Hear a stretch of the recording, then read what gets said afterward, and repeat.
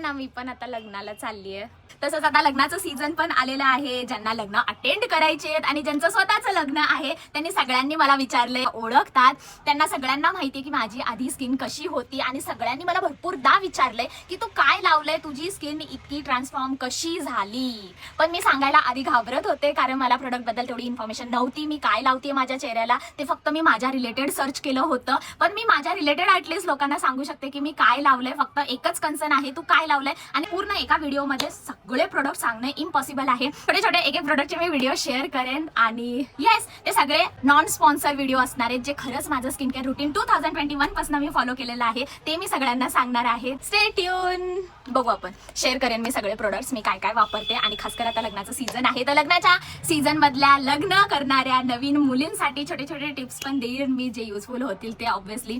So yes stay tune. तर भेटू next व्हिडिओमध्ये. Thanks for watching. Okay bye.